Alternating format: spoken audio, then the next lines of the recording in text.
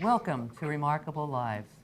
I'm Betsy Martin, and this is a production of the Video Club, Laguna Woods, California. Today is October 5th, 2010. It is my great pleasure and honor to have with us today Julia Ross. Hi, Julia. Hi, Betsy. How are you?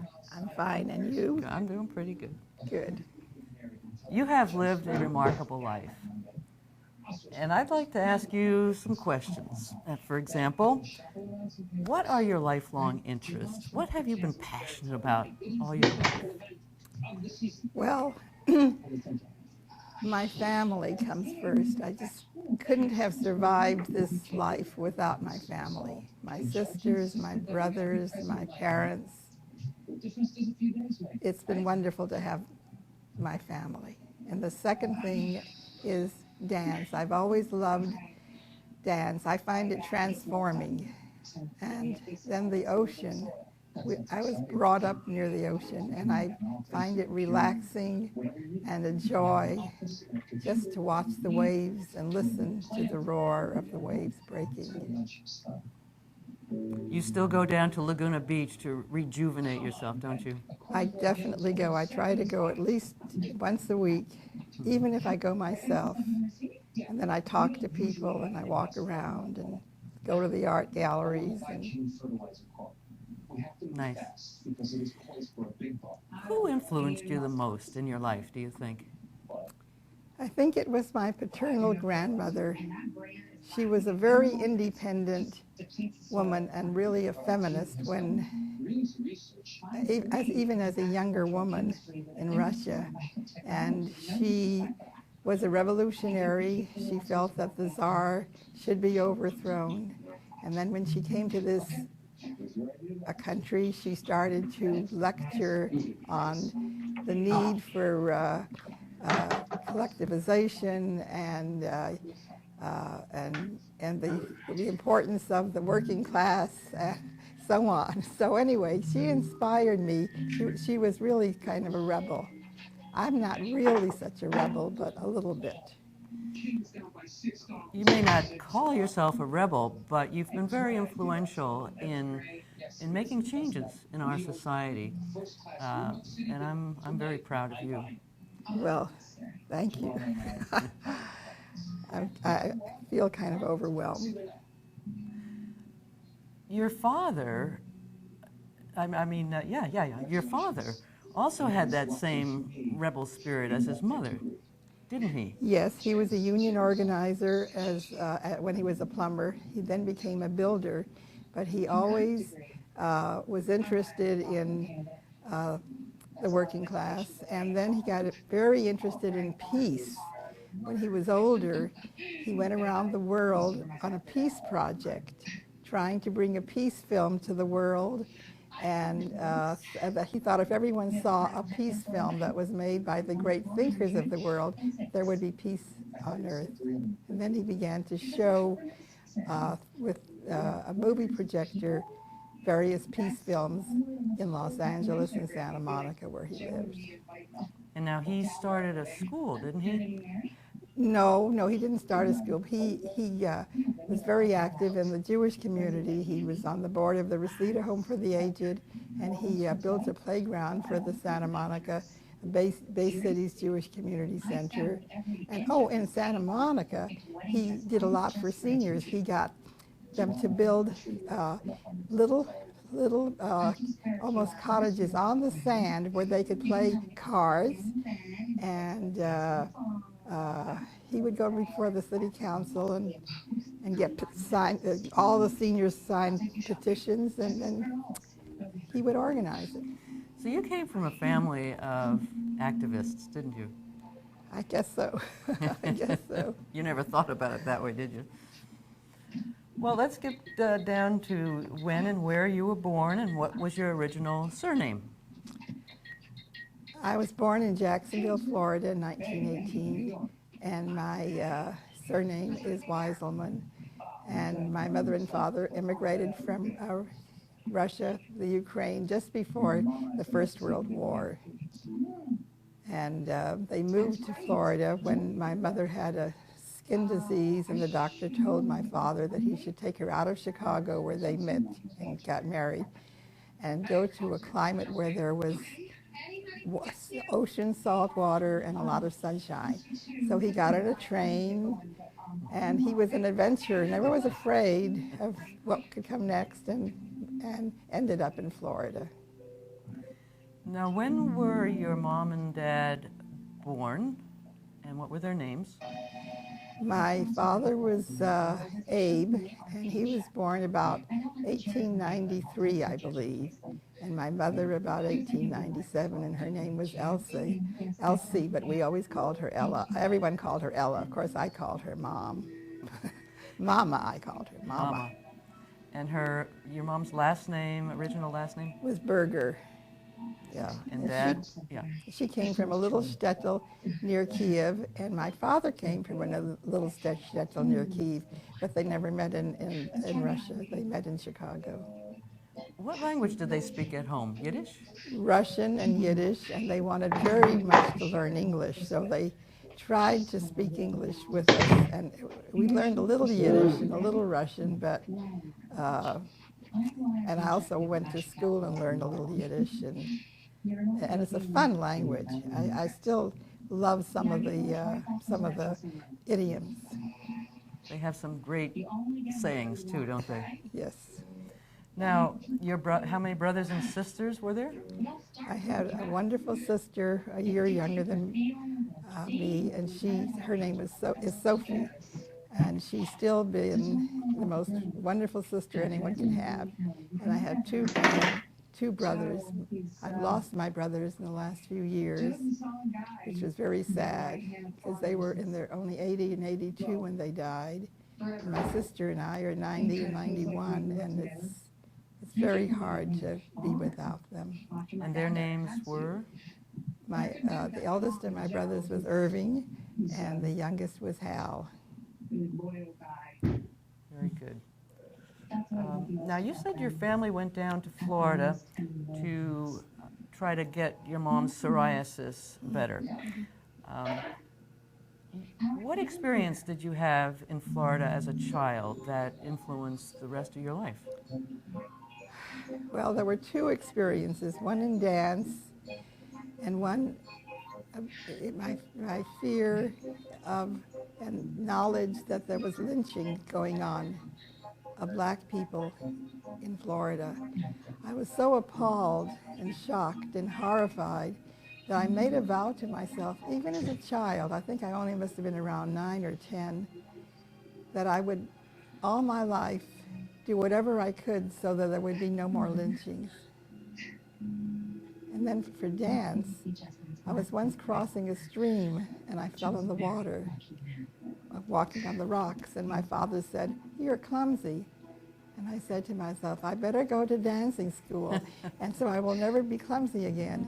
And I went to dancing school, and I found out that I didn't like to do exactly what everyone else was doing. I liked to make up my own dances, so that's when I started creating dance and loving dance. And you did belly dancing, too.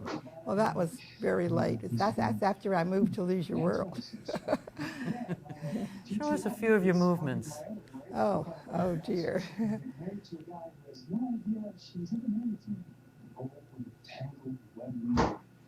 Nice. And I also did Spanish dancing with castanets. I studied with Carmelita Mamrachi in LA and Inesita, and I loved it. That's good.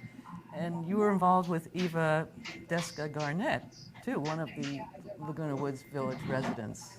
Yes, well, I met Eva in Los Angeles and started studying dancing with her, creative dance and belly dancing. And then when she moved to Laguna, to Leisure World, and then I moved to Laguna, Leisure World, I begged her to teach a creative dance class. She had just been teaching chair exercises. And so she started a creative dance class, and then she started a belly dance class, and I was in heaven. And then Sue Nadell, also another professional dancer, is in the village, and she and Eva have, of course, been great buddies. And you know Sue. I met Sue when she first moved from New York to Los Angeles and started teaching in a little dance studio that I helped organize in Hollywood, where my children went and studied dance with Sue, and I studied with one of the other teachers. So your children studied with Sue? Oh, yes. Oh, how wonderful. Okay. When did you first get married, and what was your husband's name? My husband was Dr. Max Sherman, and this was in 1938 in San Francisco. He was going to, he had just finished UC Berkeley Medical School and was interning, and I had just finished my freshman year at UCLA, and I moved up to Berkeley to be close to him. And we got married in San Francisco. Now, when he was a resident at Bellevue in New York City, and you tried to find a school near Bellevue. Tell us a little bit about that. Yes, after California, he had to go to different state hospitals to as an intern and be a resident in different psychiatric wards. He wanted to specialize in psychiatry, and then he was accepted at Bellevue for the residence program. And we didn't have much money, and I wanted to continue my college education, which I had at different states where he went to state hospitals. So I'd gone to 4 different colleges, and this would be the 5th, and I tried to get into Hunter College, which was the closest to Bellevue, and they said only residents of New York City could enter, and I asked them, I just got an inspiration, and I said, could I see your charter? And I found a paragraph in the charter that said that students of exceptional ability could enter without necessarily being a resident. And so I was accepted, and I was the first psychology major to graduate from Hunter College, and I graduated cum laude. Very nice, very, very nice. And I love New York City because I could take dance classes with the great dancers. And what was your relationship to all the greats at the time, the Martha Grahams and the others? Well, I didn't know Martha and Doris Humphrey, Martha Graham or Doris Humphrey, but incidentally, Eva was dancing with the Doris Humphrey modern dance group. She was the assistant director to Doris Humphrey. And I must have seen her on the stage in New York in '39 when I lived there and didn't know it, because I have a picture of her when she danced with Humphrey. Wow, things have come full circle, Yeah. haven't they? Tell us about your children. Well, my daughter was born in 1941 in Worcester, Massachusetts, where my husband was a resident at the Worcester State Hospital. And my son was born in Los Angeles because my husband was drafted for the Second World War, and we had to move back to Los Angeles. And he was stationed at Santa Ana Air Base in the hospital there. And that's where my son was born in 1942, Danny.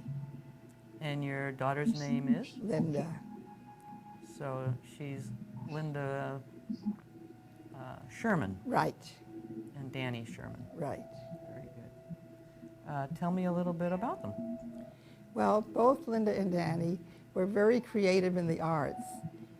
Linda sang, played the guitar and the piano, and she painted and did ceramics, and sort of was an organizer. When she went to Hollywood High, she organized an international club and a folk song club. So, and she liked skiing. And my son loved jazz, and he played the saxophone, and he wrote poetry, and he loved to act. And we used to go to the Idlewild School of Music and Art, and he was in the junior players and was very often the lead, and he loved acting and really had thought of becoming an actor. But he was torn between becoming a doctor like his father or an actor. And he finally decided that he would rather be a doctor, but he died at 17 of leukemia. And I was just, the only way I could cope with it was to know that I was lucky to have him as long as I had, and that he had lived a very full life for 17 years. Yeah, that was very tragic. You talked about music in both your children's lives. Getting back to your activism, music has played a very, very important part in various social movements through history. Tell me a little bit about your experiences with the music in your activism. Well, it really was something that I always liked, you know, dance and music. And then fairly recently, a few years ago, at the Orange County Performing Arts Center, I saw this marvelous musical called Bring in the Noise, Bring in the Funk. And it was all wonderful black young people dancing, tap dancing, and it gave the history of the contribution of blacks to the music of America. And it showed how when they came from Africa, they couldn't bring their drums, so they would take the old discarded pots of their masters and use them as drums. And they invented tap dancing as a way of drumming and communicating. And so they contributed to our, really the most indigenous, I guess, I don't know, music of America. And influenced Gershwin and Bernstein, and I don't think people realize how much they did contribute to the music in America. Yes. Tell us about your activism. In the 1950s, you were involved. Tell us how you got started in your involvement. Well, I first got started in high school. Oh, yes. On Armistice Day in '35, when I was at Roosevelt High in Boyle Heights, what happened was that the whole commemoration of Armistice Day was to honor veterans and the soldiers and the Great War. And I felt the emphasis should be on an end to war and peace. So we organized a little demonstration with banners for peace and ending war. And the school administration was so upset that they called the fire department, and who came with hoses and were going to hose us down. So we had to disband. But we were really shocked then. And that was my first activism. And then after we moved back to Los Angeles and after I had my children, and I was active in Girl Scouts and Boy Scouts, my children, I was a brownie leader and a den mother for Cub Scouts. There was a problem in Sacramento that we were worried about. The state legislature wanted to pass a bill requiring a loyalty oath for anyone with a license, including doctors and lawyers and accountants, and they had already had a loyalty oath for teachers, which we felt was an infringement of free speech and the Constitution. So we organized a group of doctors' wives and lawyers' wives, and we were instrumental in the defeat of that legislation. And so the group of us decided to form a permanent organization, and it was the Women for Legislative Action. And we studied legislation, and we lobbied in Sacramento, and we went to Washington, and we went to the City Council and the Board of Supervisors anyway, and we wrote letters, and it was a wonderful organization. And I was program chairman. You were program chair there, and in Concerned Citizens, you have been a very effective program chair. So the the cycle continues. Well, it was easy for me to become a program chairman for Concerned Citizens because I had done it for so long with Women for Legislative Action. Yes. Tell us about your involvement in the Black community. Well, the first time I started community organizing was in Worcester, Massachusetts. I worked with the National Negro Congress, and I tried to help the Black community in Worcester, Massachusetts to get more rights that they deserved and get them to join the National Negro Congress. And I did that until I had to stop when I had my daughter, when my daughter was born. Who were some of the people you worked with, and in what capacity? Well, I worked with Arnez Batakit, a Black leader in South Los Angeles, and I was active before the Watts riot in the Black community organizing and speaking before legislative committees about certain legislation that was being, certain civil rights legislation that was being offered. And I was there at a legislative hearing the day before the Watts riot, and it was at the park where by that street where the Watts riot started, when a woman was arrested with her stepbrother and mother for defending her. They were accusing her of drunk driving. And they were all arrested, and they were taken to jail, and it caused a whole stir in the community, and crowds just gathered around them and tried to stop the police. Anyway, it erupted into the Watts riot. And afterwards, after the riots, I felt I wanted to go back into the community to see what was happening. And I went, and I had no problem as a white woman going back. They knew me. And also when I was with Women for Legislative Action, I organized a Black chapter in South LA. And then when in 1967, when I was very active in the anti-Vietnam War peace movement, and we were demonstrating against the war, and then the '67 riots broke out all over Detroit and other cities. And I just felt that here we were fighting to end the war in Vietnam, and here we had another war going on right in America. So I felt we should reach out to the Black community and see if we couldn't work together.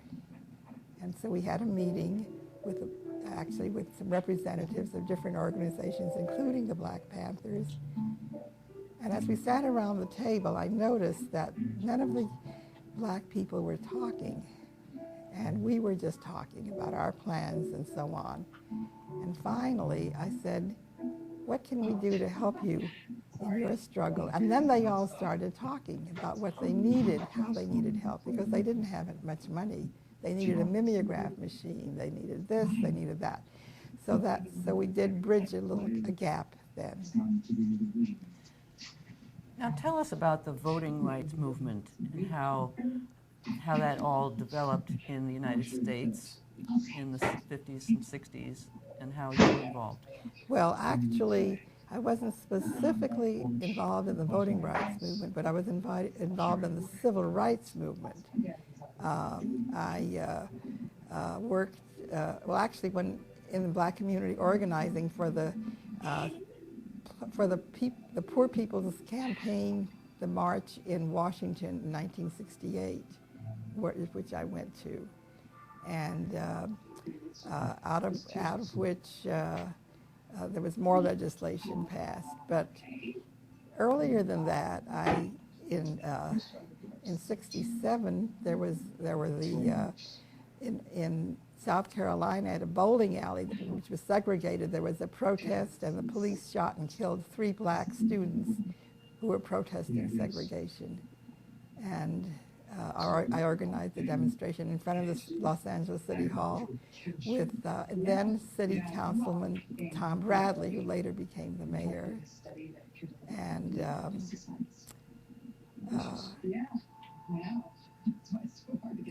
I just felt that there wasn't enough being done to recognize the problems and struggles and humiliation of Black people.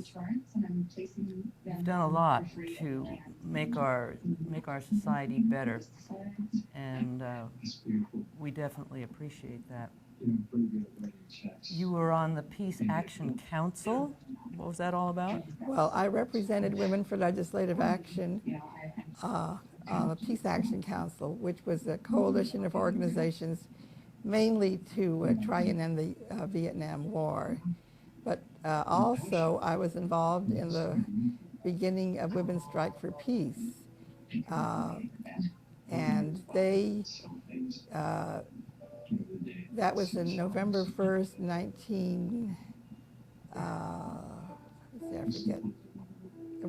the early 70s, and I think 71. We organized a demonstration in Los Angeles to coincide with the demonstrations in Washington, D.C. and all over the world, all over America. 50,000 women in different cities in America protested the war in Vietnam, and they called themselves, Bella Abzug was one of the organizers, and Dagmar Wilson in Washington, D.C. And I represented Women's Strike for Peace at a world conference in Stockholm and in Rome in 1966. You love hats, and you wear them very nicely. That's and true. Usually they're colorful and big. Oh, and Bella Yes, Abzug. Bella. Well, Bella told me the story of why she's decided to wear hats. When she got out of law school, there were very few women lawyers, and she would go into a lawyer's office to have a conference with, say she was representing the defense, she was a defense attorney, and she had to go and meet with another attorney. And she would go into the office and tell the receptionist her name, and then she would wait and wait and wait for hours. And finally she went up to the receptionist and she said, how come you never called me? I saw other people going into the lawyer's office. She said, well, you know, you're only a clerk. And she says, no, I'm a lawyer. So finally she thought of wearing a hat and gloves and look very officious, and it helped. So that's how she started wearing a hat. Is that why you wore hats? No, Oh, I mainly wore a hat to protect myself from the sun. I had one problem with skin cancer, and the doctor told me it was 50 years ago to wear a hat. And so I love them anyway, so I wear them every time I'm outside in the sun. Well, they look lovely on you. Thank you. You have had insights just at the right moment, and it has changed people's thinking. And one of those occasions was when you got involved with Stamp Out Smog. Tell us about that. Oh, yes. My son suffered from the smog. He had red eyes and difficulty breathing when there was a smog attack in LA. And a group of mothers got together whose children also suffered from smog. And we decided to do something. So we organized Stamp Out Smog, SOS. And we asked some scientists from Caltech College to come and explain to us what caused the smog. And we learned that it had a lot to do with carbon particles that were being emitted in oil refineries. And they suggested that we try and get oil refineries to lower emissions. And so we got a resolution introduced into the LA County Board of Supervisors, and we organized a contingent of about 100 women with their children, with babies and buggies, and the mothers wore gas masks. And we went to the downtown, to the Board of Supervisors, and oil companies had sent about 300 oil company executives wearing black suits and carrying briefcases, and they had filled up the auditorium early, and we all were in the back of the room standing with our children. And one of the oil men executives got up and said, well, you know, smog is good because it brings tears to your eyes and cleans out your eyes. And we knew what it did to our children and their eyes. So I finally thought we should ask for, and we did ask for, and had a meeting with the 5 supervisors, at which time, as we discussed the resolution to lower emissions, one of the supervisors said, well, you know, profits are just as important as the health of the people. And I sort of was taken aback, and then I said, you know, I think the LA Times and Life and Time magazines would be very interested in that quote. And he realized what he had said, and he said, oh, Mrs. Sherman, we'll pass your resolution. And it's passed, and that was the first resolution in the United States to lower emissions. And also, we formed a clean air coalition, and I went to Washington and met with Senator Muskie, who was head of the Environmental and Energy Commission, and we got a Clean Air Act passed. Wow. You have made a difference in our world, and you may underestimate the importance of what you've done, but I'm very impressed. Well, thank you. Thank you. Now, education was very important to your mom. Tell us about how she thought about education and all of you kids. Well, my mother had never gone to school because in Russia, you know, the women just, especially among the Jewish faith, the men had to study and the girls were just neglected. So my mother wanted all of her children to go to college. It was her dream. And since I was a good student in high school, she felt definitely I should go. And I really wanted to be a professional dancer, which meant that I would immediately after high school have to, you know, study dance very seriously. And she felt I should go to college. So I just deferred to her. And in college at that time at UCLA, they did not have a dance major, but I took all the dance classes in the physical ed department, and I danced with the performing groups, and I studied dancing all my life. I did finish college. I did get my BA, as I mentioned before. Now Sophie how did your education and Sophie and your other sibling, how did that affect them? Well, my mother was so intent on my going to college, and when I was in high school, we all did chores in the house because there were four of us, 2 younger brothers. And my mother wouldn't let me do anything, any housework. She just made my sister do it. She said, I have to have all the time for study because I'm going to go to college. And she knew that Sophie wasn't going to go to college.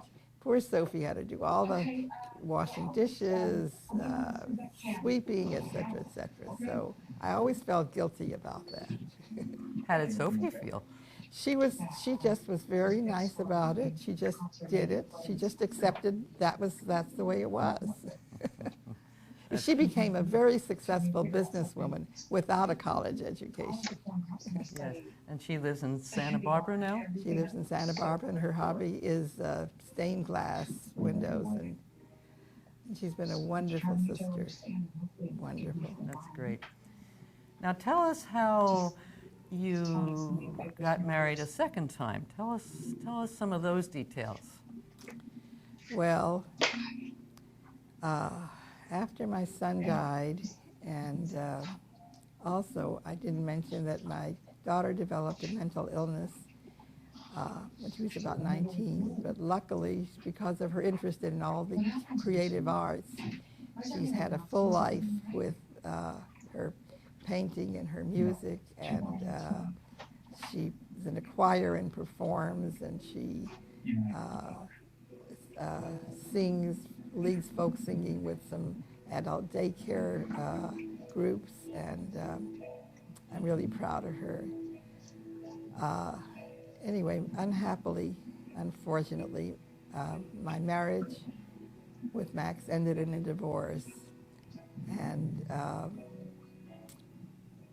it was a difficult time for me, but my family helped me. And then I met Clarence Ross through his sister, and I had met my first husband through his sister. So anyway, we met on a blind date that his sister had arranged.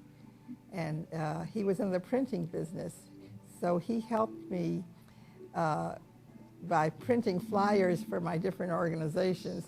Anyway, I remember he asked me after our first date to come to his house for a birthday party for his daughter, and I said, it was on a Sunday morning, he says, well, I'm going to be demonstrating in front of Reagan's house in the Pacific Palisades. I can't come. Anyway, but we became involved, and he wanted to get married right away.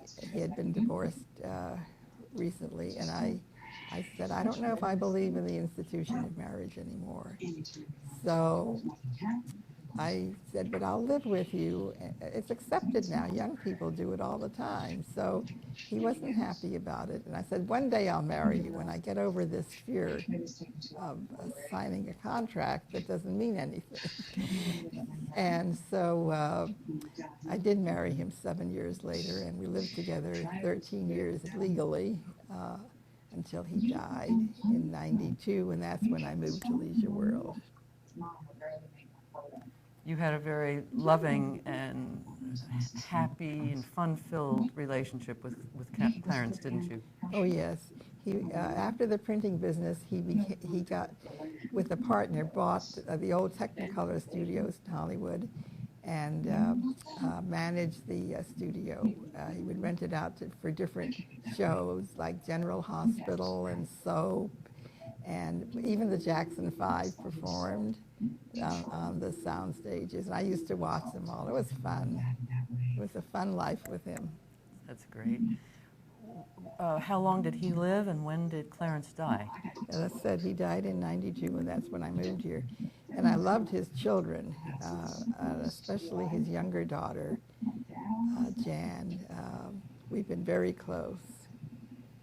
How old was he when he died? He was almost 90. I mean, almost 80. Almost My 80. father was almost 90 when he died, Oh, and Clarence was almost 80 when he died. Oh, your father was almost 90. Yeah, he was 88 and a half. And your mom was how old? She was 70. She died of cancer. So there's longevity in your family. My grandmother, who lived to be 98. Whoa! And she lived alone in Venice Beach, and she used to sit on the bench in front of the Ocean Parkway there, and she would give out advice. People from all over. She was known as the wise woman of Venice, and I used to go for her advice too when I was a teenager. Yeah. I wouldn't go to my parents. I'd go to my Baba, we call her. Yes. So. So she was a Weisselman giving out wise advice. You're right. Oh, that's wonderful. So she liked the ocean too, just like you do. Oh yes, yes. That's great. So today, what activities are you involved in today? Well, I'm still active in Concerned Citizens, although I'm not program chairman anymore, and I belong to a book club, and I go to concerts and theater and to the beach. To the beach. What would you say is your motto for life? Well, I truly feel that we're brought on this earth to try and make it a better place, and also to live life to the fullest, enjoying literature and art and music and dance and nature, flowers and trees and family. That's what I think. That's great. Well, I think we've all seen how Julia Ross has lived a life that's made a difference for all of us in our world. And Julia is truly a remarkable woman. Are there any other thoughts or feelings that you'd like to express as we finish up here to your family and friends? Well, I'm grateful to have the opportunity of living in Laguna Woods Village, which has been wonderful for me, and I think I've been fortunate to have such a wonderful family and friends, and I appreciate what you and Carly are doing with this DVD of my life. Good. Thank you very much for being here today. Thank you. I want to be part of a well-oiled machine. It's just a term for it.